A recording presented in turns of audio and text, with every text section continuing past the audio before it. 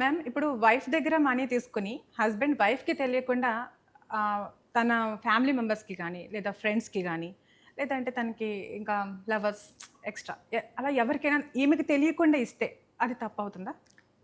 Absolutely తప్పవుతుందండి. ఎందుకంటే అక్కడ అమ్మాయి కష్టపడి పని చేసి నీకు లేని టైంలో అంటే నీకు జాబ్ లేని టైంలో డబ్బులిస్తుంది. పోనీలే సపోర్ట్ చేద్దామని. తనెందుకు ఇస్తోంది? నీ ఫ్యామిలీని నడిపియడానికి ఇస్తుంది.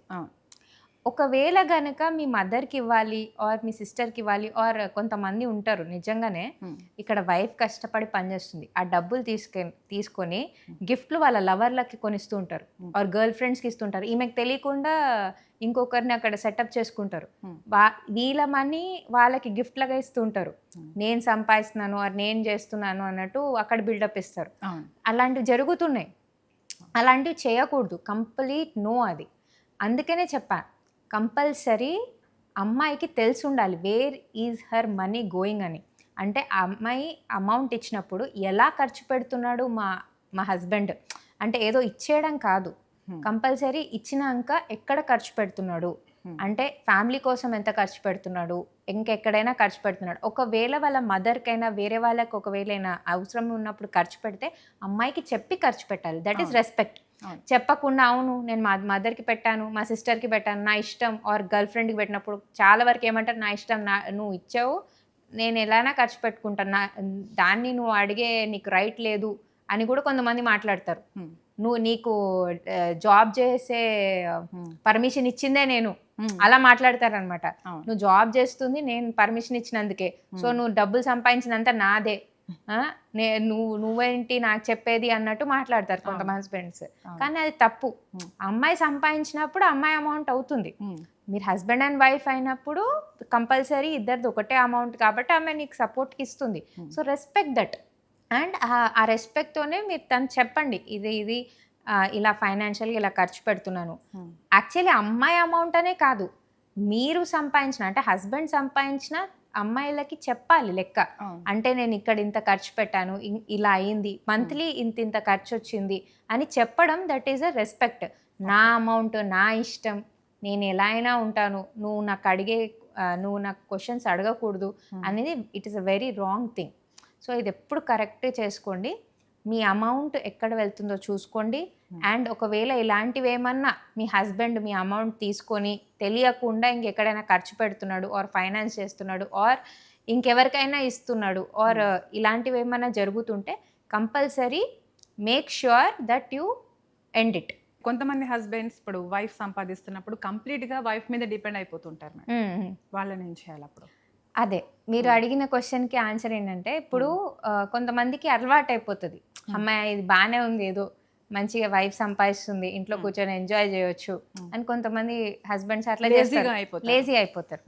సో అప్పుడు మీరు ఏం చేయొచ్చు అంటే వాళ్ళని మోటివేట్ చేయడం స్టార్ట్ చేయండి. అంటే ఇలా ఉండడం కరెక్ట్ కాదు, నీ లైఫ్కి కూడా ఒక మీనింగ్ ఉండాలి. సో వాళ్ళని మోటివేట్ చేయండి. లేదు వాళ్ళు వినట్లేదు, they are still lazy, they don't want to work.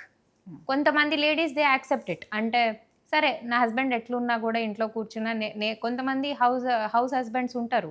ఇప్పుడు అది ఒక కొత్త ట్రెండ్ కూడా అయిపోయింది హౌస్ హస్బెండ్స్ అనేది. ఏంటంటే వైఫ్ వర్క్ చేస్తుంది, ఇంట్లో పని అంతా హస్బెండ్స్ చేస్తారు, తప్పేంటి అన్నట్టు అంటున్నారు. సో ఒకవేళ ఇఫ్ ఈజ్ నాట్ ఏం ప్రాబ్లం లేదు అంటే let him do the house hold course. ఇప్పుడు మీరు బయటి వర్క్ అంతా చేసి ఆఫీస్ వర్క్ చేస్తున్నారు కాబట్టి ఇంటి వర్క్ ఆయన చేస్తారు. అట్లా అండర్స్టాండింగ్ అదే అండర్స్టాండింగ్ బట్టి ఉంటుంది.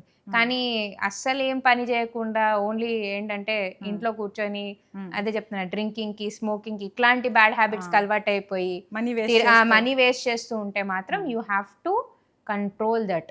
అదేమీ కరెక్ట్ కాదు. ఆర్ మీరేం గ్రేట్ కాదు అలా భరించడం. అంటే మీరంతా వర్క్ చేసి ఆ డబ్బులన్నీ వాళ్ళు అలా వేస్ట్ చేస్తుంటే అబ్బా నేను ఎంత మంచిదాన్ని, నేను ఇంత హస్బెండ్ ఇలా ఉన్నా కూడా నేను భరిస్తున్నాను అని అది కరెక్ట్ కాదు. You have to end that toxic relation. క్లియర్గా చెప్పేయాలి, నేను నీకు ఇవన్నిటికీ సపోర్ట్ చేయట్లేదు, నువ్వు ఇంట్లో ఉండి తాగి ఏమంటారు నీ ఇష్టం వచ్చినట్టు నువ్వు ఎంజాయ్ చేస్తుంటే నేనేమో ఇట్లా పని చేస్తుంటే నా మనీ అంతా వేస్ట్ చేయడం నాకు ఇష్టం లేదు అని క్లియర్గా చెప్పి కట్ చేసేసాను.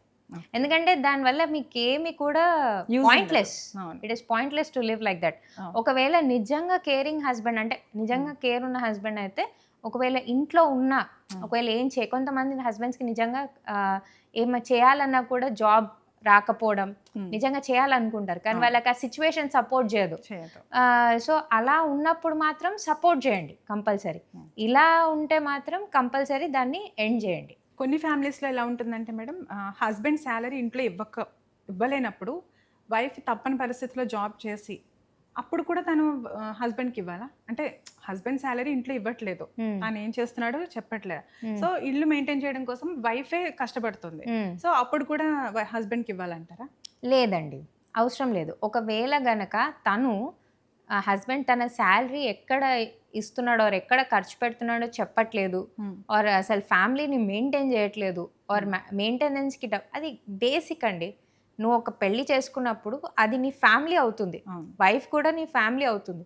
సో అందుకనే నువ్వు డబ్బులు తెచ్చినప్పుడు నువ్వు కంపల్సరీ ఇంత వచ్చాయి, ఇంత ఖర్చు పెట్టాను అని తనకు లెక్క చెప్పాలి. యాక్చువల్లీ వైఫ్కి ఇవ్వాలి, ఓకేనా? ఒకవేళ నువ్వు ఇవ్వట్లేదు ఆర్ చెప్పట్లేదు అంటే నీకు కూడా తన డబ్బుల పైన రైట్ లేదు. వైఫ్ నీ డబ్బులు ఎక్కడ ఖర్చు పెడుతున్నావో తెలీదు అంటే తన డబ్బులు తీసుకొచ్చి ఎందుకు ఫ్యామిలీని మెయింటైన్ చేస్తుంది? తన అమౌంట్ తను కూడా కష్టపడి సంపాదించింది కదా. సో ఇట్ ఈస్ నాట్, ఎప్పుడు చూడండి వన్ వేగా ఉండకూడదు, ఇది 2 సైడ్స్గా ఇద్దరు మంచిగా అండర్స్టాండింగ్తో చేస్తేనే బాగుంటుంది. ఒకవేళ ఎక్కడ ఒక్క దగ్గరైనా కూడా ఇట్లా ఫైనాన్స్ మ్యాటర్లో మెయిన్గా మనీ విషయంలోనే చాలా గొడవలు వస్తాయి.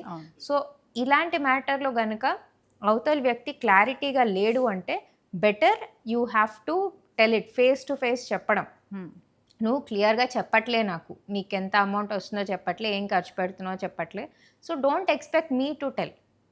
అంతే, అక్కడ మీరు కరెక్ట్గా గట్టిగా ఉంటే రిలేషన్షిప్లో కూడా ఏంటంటే మీరు క్లియర్గా ఉంటారు.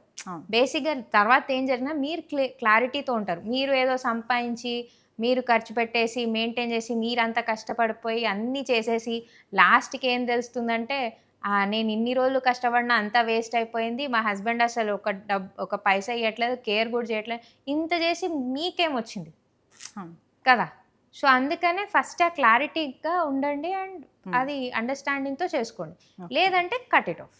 కొన్ని ఇయర్స్ తర్వాత అది రియలైజ్ అయినా కూడా ఇట్ ఈస్ ఎక్కడైనా కొన్ని ఇయర్స్ అయినాక రియలైజ్ అయినా you have to take that step to talk face to face. This is the situation, నేను ఇన్నేళ్ల నుంచి కష్టపడుతున్నా, నువ్వు ఒక్కరోజు కూడా నా చేతిలో డబ్బులు పెట్టలేవు, నాకు చెప్పలే నువ్వు ఏం చేస్తున్నావు అని, నాకు ఏంటి లాభం, నేను ఇన్ని రోజులు కష్టపడింది, అలాంటి సిచ్యువేషన్ రాకూడదు. అందుకని అది స్టార్ట్ అయ్యేటప్పుడే మీరు you have to be careful అంటున్నా.